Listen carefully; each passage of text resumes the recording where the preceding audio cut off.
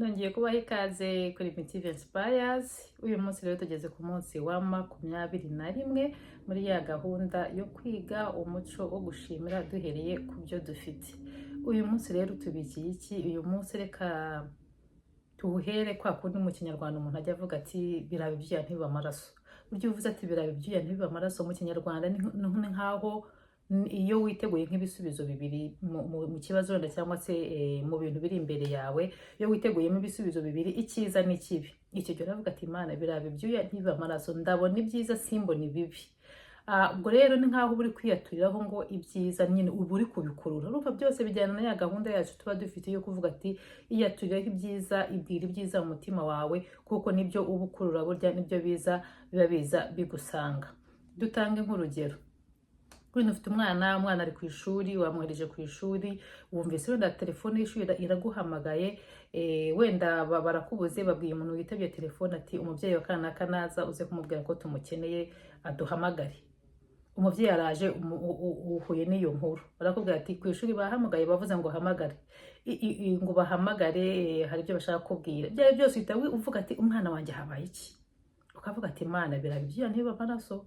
Ubyaye byose ujya guhamagara, umva ufite ubwoba, uvuga ati haraba iki, bagiye kumbwira iki? Yenda bajya kumva wenda barakubaje ati ese inama twabararikiyemo y'ishuri warayimenye igomba kuzaba ku munsi uyu n'uyu? Aho byari byose uhita wiruhutsa, uhita uvuga ati Mana yanjye ushima, ubwo ari inama bampamagariye, wenda ndarizi ko umwana wanjye avunikiye ku ishuri, narizi ko hagiriye ikibazo. Icyo gihe ka kantu wikururiye k'ibyiza burya niko gahita kaza, ariko uhise ugahita wikura umutima ati mwana wanjye watabaye iki we? Byanze bikunze umwana wawe araza yagize ikibazo. Rero reka tujye twikurura utuntu twiza, nabyo dutekereza, kuko ineza ubibye nyine niyo iza igusanga. Rero kuri uyu munsi nawo, niba witeguye ibintu bibiri, niba hari ikintu hakoze, niba ari gahunda ufite, wenda n'imisiyo ufite, ni randevu ufite yo kujya ahantu wenda gukorera ikizamini, bya byose ugenda usenga uvuga ati Imana umbabarire nze gutsinda. Icyo gihe uhamagaye ibintu byiza. Ndumva nta muntu uvuga ati umbabarire nze gutsindwa, aho kugira ngo uvuge ati nze gutsindwa, ahubwo uraceceka ukabyihorera. Rero kugira ngo uceceke ubyihorere, ntihajye akantu na kamwe wiyaturiraho, ujya wicara upfukame usenge uvuga ati Imana ndashaka ko iki kizamini gitsinda, umpe kugitsinda. Icyo gihe uhamagaye neza, uhamagaye ibyiza. N'imisiyo ugiyemo yindi wenda y'akazi, ukavuga ati umbabarire uyu munsi akazi bize kugenda neza, nze kubona umusaruro mwiza. Ni randevu ufitanye n'umuntu, hari deal mwari mugiyemo, ugomba kugira ibyawe byose, ugomba gutsinda cyangwa umuntu akayitsindira. Ukabanza nawe ukicara ukituriza, ukavuga ati umbabariye igahunda ngiyemo ize kuba mu ruhande rwanjye, yanze kuyitsinda rwose, bize kugenda neza. Ibiganiro nza kugirana kanaka, umbabariye bize kugenda neza.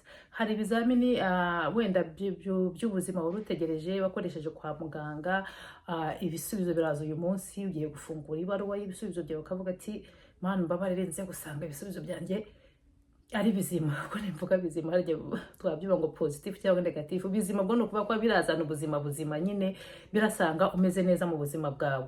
Icyo gihe utwo tuntu twose iyo twikururiraho, burya muri iyi si yacu tubayeho, uba woheza ibintu byiza ari byo uri kwiyifuriza, byanze bikunze ibyiza biraza. Kuruta uko ucecetse bya bintu uko ari bibiri bikihitiramo, bikavuga n'ubundi nta uzi icyo ashaka uriya, ubwo kibonetse kiragenda. Ariko iyo ubishyize ku mutima ukabizirikana, ukavuga Mana biraba ibyuya ntibiba amaraso, Mana urampe kubitsinda, Mana urampe kwakira inkuru nziza. Ibyo bintu rwose byanze bikunze bizana inkuru nziza. Mureke rero tujye twiyaturiho utuntu twiza. N'ufite gahunda nyinshi, uhamagare nyine wiyaturireho ibisubizo bizima.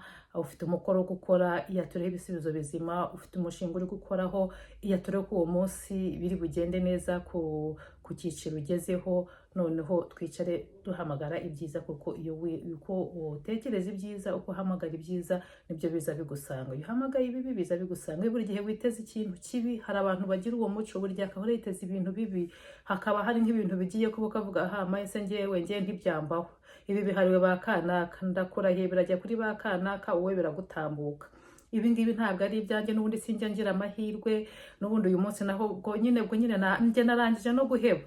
Iheba nyine uhebye si ibyawe, ariko niwicara ukumva ko ugomba gukurira ibintu byiza mu buzima bwawe, byanze bikunze ibyo bintu bizaza. Ni ukuri tangira ubyitoze nawe utangire kwikururaho ibyiza, ureka kubiharira abandi kuko nabo burya byakubera.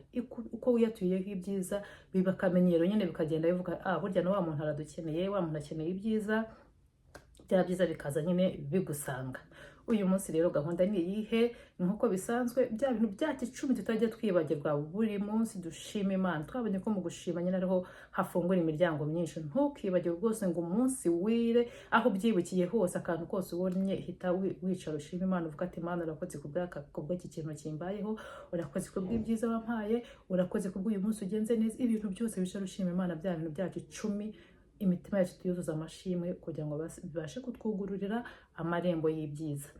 Nanone rero uyu munsi rero mu bintu wenda witeze, mu bintu ukeneyemo ibisubizo nk'ibintu nka 3 cyangwa ushaka komeza urutonde rwose, noneho ukurura ibyiza wiyaturiraho ibyiza, uvuga ati iki Mana uze kumpa kizagende neza, uze kumpa ibisubizo bizima kuri iki, uze kumpa ko iki ngiki kigenda neza nyine bitewe n'ibyo wifuza, bya byifuzo byawe ukurure nyine wiyaturiraho ibisubizo bizima. Nkuko bisanzwe rero buri mugoroba uko tugiye kuryama ntitwibagirwe gusenga dushimira Imana ko umunsi wagenze neza, ko bwije amahoro, kugira ngo tuzabyukane andi mashimwe no kugira ngo dutegure neza umunsi ukurikiyeho.